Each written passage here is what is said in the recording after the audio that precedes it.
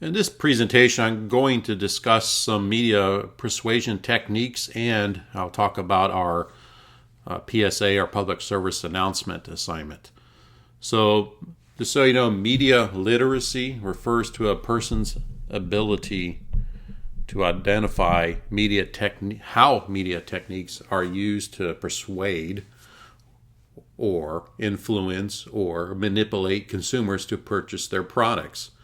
Becoming fluid in media literacy builds critical thinking skills, encourages active participation in the media process to avoid being unconsciously persuaded. So the purpose is really not to turn you into a marketer, because you're athletic trainers, not marketing individuals, but there is a component of understanding how we persuade others to influence them about our profession of athletic training. So in the slides I have, the following slides are 21 examples of how the media persuades us to think the way they want us to think.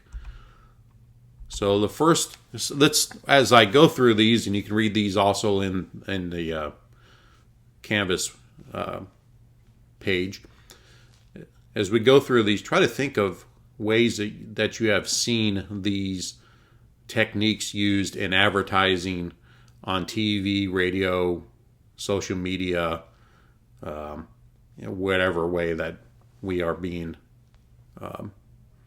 influenced through ads. So an association, what this means is it supplies an association or a link between the product already desired by the target audience, such as fun, pleasure, beauty, security, intimacy, success, and wealth, leading consumers to believe that if they purchase that product, they will experience these positive outcomes. Alcohol does this all the time. If you think about most beer commercials, car commercials, they do this. If you have this car, you'll be better than somebody else. So that's an association. This one's kind of weird. It's called card stacking. Selects only favorable evidence and deliberately provides a false context to lead consumers to desired conclusion or misleading impressions about the product. So they're basically lying to you about the product.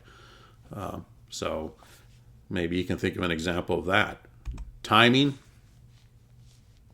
Places product in an ideal place at the right time. We see this in movies a lot. Product placement. Bandwagon. Jump on that bandwagon. If you're on that bandwagon, it suggests that you'll fit in. You'll fit in if you buy that product. Urges consumers to jump on that bandwagon and be like everyone else. We see this a lot in sports. I mean, teams, they get good, and now all of a sudden everybody's a Golden State Warriors fan, where until recently nobody was a Golden State Warriors fan. So bribery. Persuades consumers to buy a product by promising something else in return, such as a discount, rebate, coupon, or free gift. Buy more, save more is the lie there. Suggest sales, product offers, contest, and sweepstakes. Charisma. Appears firm, bold, and confident such that the consumer strongly believes in a product. So you have a spokesperson that has a strong persuasion and that you should believe in them. Let's see, that's our first slide. Let's look at the next one. Newness emphasizes the novelty of the product. This is the newest, the best, the greatest. iPhone 29 is better than iPhone 28. Go to the next slide.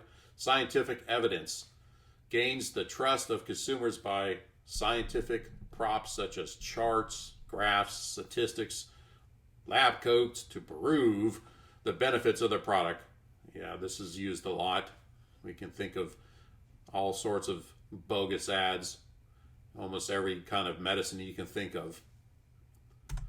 Celebrities are used a lot. So we have a celebrity endorses the product, whatever it is. I mean, the one that I think of in the 90s was the Jordan shoes. Nike got Michael Jordan to do that, and those things now people think they're have some kind of prestige because they're wearing Jordans. So that's one example of many. They've been using celebrities forever in advertising. Experts or so-called experts uses scientists, doctors, professors, lawyers, and other professionals to lend their credibility to a product. The typical 9 out of 10 dentists say that you should use this toothpaste because it prevents cavities. It's an example of that. Good old plain folks like me and you uses regular old people to sell their products on the assumption that consumers will relate to and believe in people who look and act like themselves. Don't know if that's true or not. If it works, it must work, or they wouldn't be doing these things. Beautiful people. When you get away from those plain people, we get those beautiful people. We use attractive models to catch viewers' attention to suggest that if consumers purchase the product, they could look beautiful too. Yep, this is used quite a bit. Most advertisement uses this. Some more testimonies. We have somebody who endorses their product through the personal accounts of those who have benefited from them. Used quite a bit in especially medical type advertisement. Humor. We attract customers through to humor and instills a positive emotion in the viewers, which they may then transfer and or associate. So we got that association with this, with the product in the future. So there's all sorts of funny commercials or advertisements, memes, those type of things that we can use. Here's the old warm and fuzzy. Makes people feel a certain way, stimulates feelings of pleasure, comfort, and delight by incorporating sentimental images, soothing music, pleasant voices or words. So again, just another way that we are influenced to buy the product. Nostalgia brings us back to past memories and emotions, suggests that the products will offer the same positive benefits that consumers experienced in the past. Because everything was better in the past, which is not true. Intensity. Hype the product by including inflammatory language, superlatives, the greatest, the best, most, fastest, lowest price, comparatives such as more, better than, improved, increased, fewer calories, hyperbole or exaggeration. It's the amazing, the incredible, forever. Yeah, whatever. Not true. Maybe this technique precedes unproven, exaggerated, or outrageous claims about the product with weasel words such as may, might, could, some, may, often, virtually, as, many as, or up to. This technique is typically too good to be true. It's used. You can probably find these commercials. Repetition. Repeats words, sounds, or images to reinforce the benefit of the product. One thing I don't think we have in this list is the jingles. That's part of the Persuasion too. That's with repetition. You get songs from the commercials in your head. Next one is euphemism. Creates creative phrasing to downplay potential negative effects associated with their products. Can't think of one off the top of my head on that one, but I'm sure it's used quite a bit.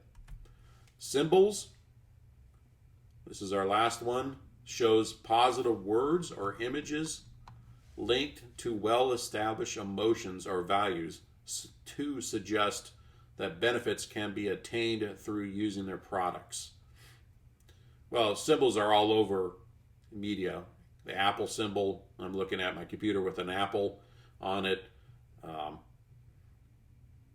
I drive a Tesla, so the Tesla symbol, all those different types of things. These are 21 different ways that the media uses to persuade you to buy their product. So we're going to use this information in a public service assignment But there are types of public services service announcements. A PSA is a form of advertising known as social marketing. Rather than using advertising and marketing techniques, as we just discussed, to sell a product, the social marketing incorporates similar techniques to raise awareness about a health issue or the impact of different causes on health or different challenges on health, or to promote healthy behaviors. PSA can be products such as print media, like billboard or ads on buses or at the airport. They can be brochures. They can be murals, as well as oral communications like radio or television messages. They can also be infographics, which I'll talk about later. So we have these various examples on the screen. There are also examples in Canvas that I've provided that the NATA are being created by athletic trainers, some videos. As we know that there is an athletic training month, a National Athletic Trainers Month, which is in March, and the theme for 2023 is there's an AT for that. So as I'm recording this, they've just started putting information about this particular month for Athletic Training Month. So that's a way for us to tell others about the importance of athletic training, because still people don't understand what we do as a profession. So that's one of the purposes of this assignment that we're going to talk about, is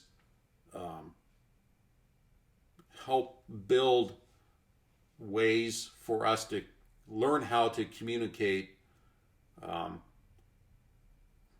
our area of athletic training or different areas in athletic training. So in this assignment, you're going to use similar techniques to create an advertisement that sells a healthy message, such as every student athlete deserves access to the appropriate health care. Okay, so you can, your PSA, your public service announcement, can be whatever form of media you would like to use. You can do a YouTube video, a brochure, infographic, radio, TV ad, which social media, tweet, TikTok video. Oops, I put TikTok. Sorry, it should be TikTok video, Instagram post, etc. Something that's going to inform the audience, the consumers of this material, to persuade them to change their mind or to educate them on some kind of health issue or the importance of an athletic trainer. Raise the awareness of dangers of concussions, how to prevent injuries, how do we advocate for things. The one that it just pops in my mind just because just what happened with the Buffalo Bill football player with the heart issue.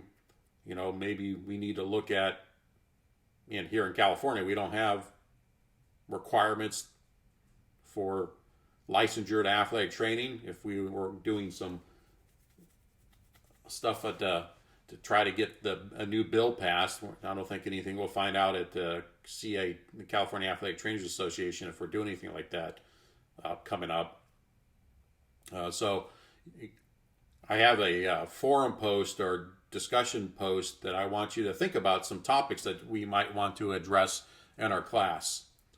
So in your whatever type of PSA that you're going to develop, you need to include at least 2 of the 21 media techniques discussed in this presentation. You want to direct your PSA announcement to a school, faculty, administrators at your school, or in the, what's the word I'm looking for the community at large. So you can conduct internet or library-based research to view examples of other PSA announcements. And again, I've provided some in the Canvas website. In Canvas, I've also provided links on how to make infographics, which I'm going to give you an example of an infographic here in just on the next slide. And eventually, you will turn this PSA into class. You're going to share it with the class in Canvas. Sorry, force of habit. So you're going to present that in our class. That is due March 26th.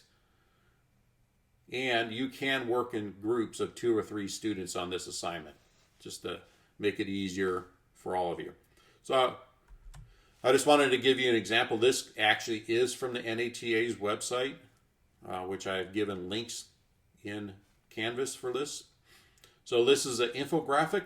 It's about concussions, provides information. It's colorful, provides a lot of quick information to non-athletic trainers, to Joe Parent that you may be working with. You can have it up in the athletic training room as a poster to also train your student athletes, your patients. So I don't want you to just use something off the NATA's website. You have to create something new for your PSA. So again, the reason why I'm presenting this information early in class to give you time to work on this assignment, because it is going to take some creativity and some time to do this. As always, if you have questions, please ask.